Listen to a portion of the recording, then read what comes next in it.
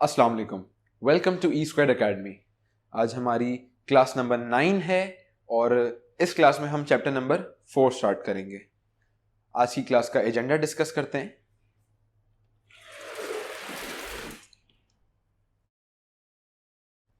Chapter number 4 forces and motion, जिसके अंदर हम पहले मोशन और फोर्स क्या है ये डिस्कस करेंगे।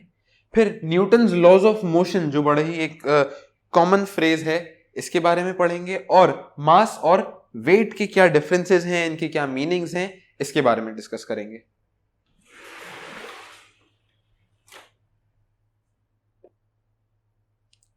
Chapter number 4 motion and force, जो ओवरऑल क्लास नंबर 9 है और इस चैप्टर की क्लास 1 है।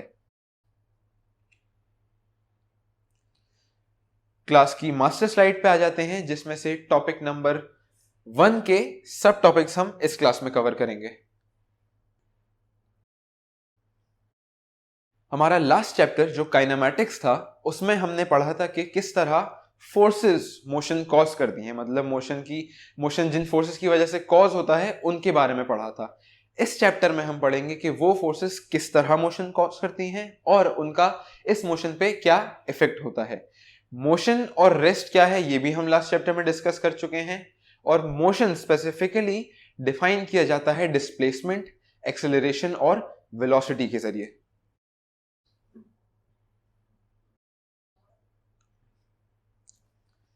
अब आ जाते हैं न्यूटन के लॉज ऑफ मोशन पे। ये बहुत ही एक कॉमन फ्रेज है, अक्सर आपने सुना होगा Newton's laws of motion, Newton's laws of motion, first law, second law, third law.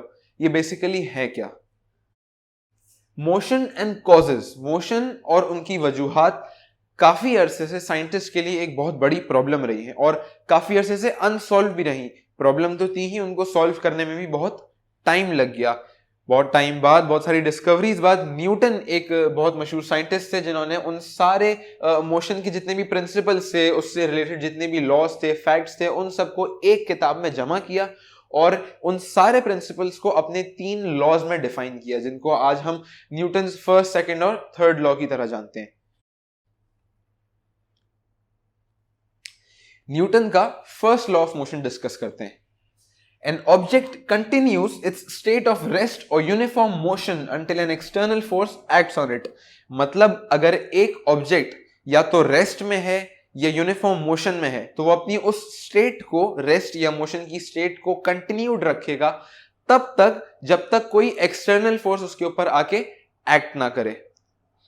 Force produces और tends to change uniform motion. Force जो है वो या तो प्रोड्यूस करती है यूनिफॉर्म मोशन या फिर ऑलरेडी प्रेजेंट यूनिफॉर्म मोशन को चेंज करने की कोशिश करती है। Newton's first law, law of inertia के नाम से भी जाना जाता है। Inertia by definition is the ability of an object to remain unchanged. मतलब अगर आप भाग रहे हैं, आप बहुत तेजी से भाग रहे हैं, अब आपने सोचा आपको रुकना है। आप जब रुकना स्टार्ट कर देंगे तो आप उसी इंस्टेंट पे रुक नहीं जाएंगे, आपको कुछ 2-3-4 सेकंड लगेंगे एग्जैक्टली स्टिल होने में। तो वो ऑल्दो आपने सोच लिया कि आपको रुकना है, आप रुकना स्टार्ट भी हो गए, लेकिन आपको रुकने में थोड़ा सा टाइम लगा, थोड़ी सी फोर्स लगी आपको रुकने में। वो जो फिनोमेना है, वो जो फोर्स लगी आपकी मोशन की स्टेट को रेस्ट की स्टेट में लाने के लिए, वो जो अपोजिंग फोर्स थी वो थी इनर्शिया। मतलब जब भी आप किसी ऑब्जेक्ट की स्टेट को चेंज करेंगे, आइदर मोशन से रेस्ट में जाने की कोशिश करेंगे या रेस्ट से मोशन में आने की कोशिश करेंगे, तो इस चेंज ऑफ स्टेट को एक फोर्स अपोज करेगी, that is called inertia. More mass more inertia. आपकी बॉडी में जितना ज्यादा मास होगा या किसी भी बॉडी में जितना ज्यादा मास होगा उतना ही ज्यादा इनर्शिया होगा। क्यों? क्योंकि अब उस ऑब्जेक्ट को उतनी ही ज्यादा फोर्स चाहिए होगी अपनी स्टेट चेंज करने के लिए। नेक्स्ट है Newton's second law of motion.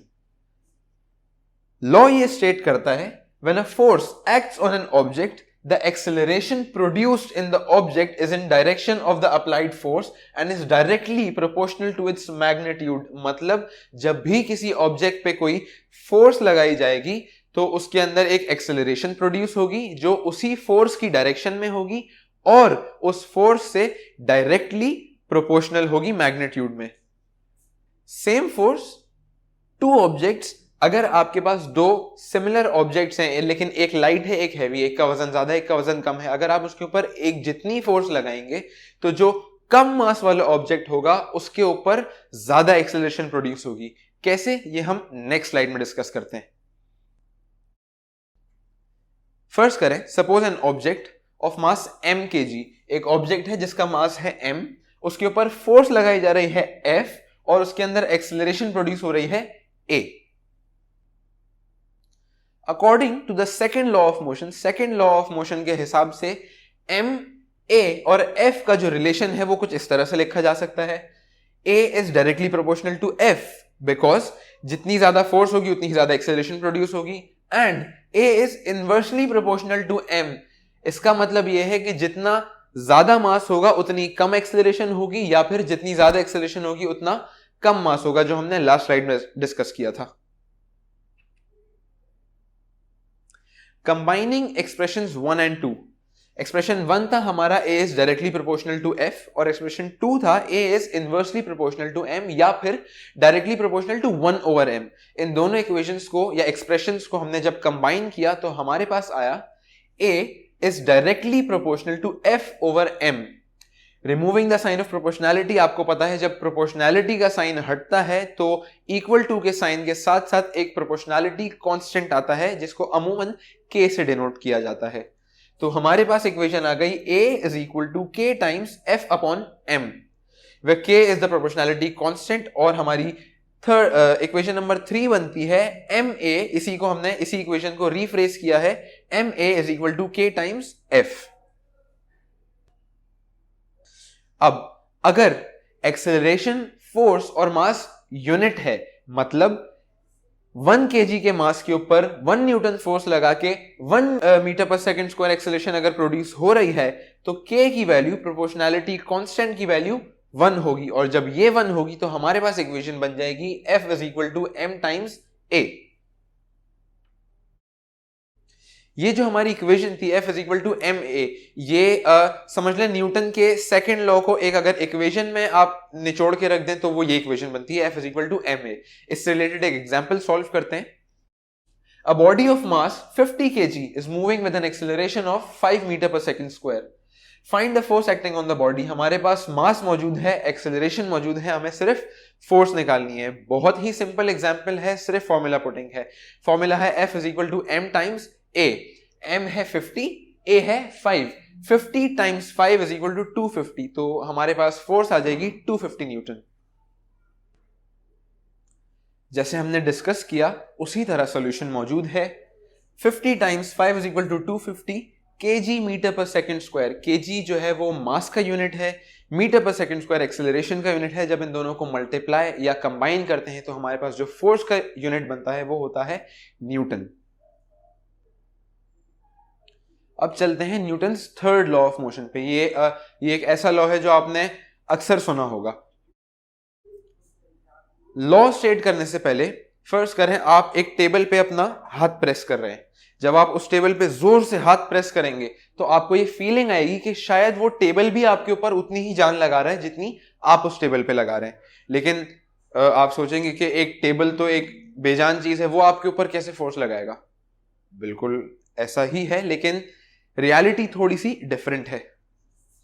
The table exerts an upward force on the hand, your force is action and the force by the table is reaction. जो फोर्स आप उस टेबल पे लगाएंगे उसको एक्शन कहा जाता है, और जो फोर्स टेबल रिटर्न में आपके हैंड पे लगाएगा उसको रिएक्शन कहा जाता है।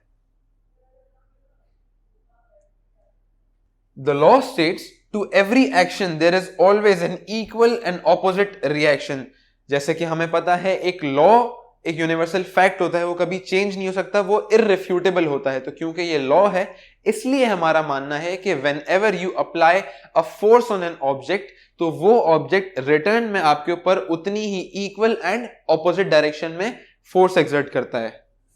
एक्शन और रिएक्शन हमेशा पेयर्स में एग्जिस्ट करते हैं, मतलब जब भी आप किसी ऑब्जेक्ट पे फोर्स लगाएंगे तो वो आपके ऊपर जब रिएक्शन फोर्स लगाएगा, एक्शन और फोर्स हमेशा पेयर में एग्जिस्ट करेंगे, लेकिन डिफरेंट बॉडीज पे। जैसे टेबल की एग्जांपल थी, आपने एक्शन जो किया वो टेबल पे किया, लेकिन जो रिएक्शन हुआ वो आपके हाथ पे हुआ। ये थे न्यूटन के लॉज ऑफ मोशन जो फिजिक्स में बहुत ही ज्यादा वैल्यू होल्ड करते हैं, बहुत ही इंपॉर्टेंट प्लेस होल्ड करते हैं, और इन्हीं की बेसिस पे बहुत सारे फर्दर कॉन्सेप्ट्स भी बेस्ड हैं। नेक्स्ट अब टॉपिक की तरफ चलते हैं जो है mass and weight. Mass and weight. Mass एक बॉडी में कितना मैटर है ये बताता है। The amount of matter possessed by a body is its weight, या फिर mass is a direct measure of inertia. एक बॉडी में कितना इनर्शिया ये भी उसके मास पे डिपेंड करता है। अब property of matter, mass matter की वो प्रॉपर्टी है that determines the acceleration on an object when a force acts on it. जब एक ऑब्जेक्ट के ऊपर एक सर्टेन अमाउंट ऑफ फोर्स लगेगी तो उस फोर्स लगने के बाद कितनी एक्सेलरेशन प्रोड्यूस होगी ये उस बॉडी का मास बताता है।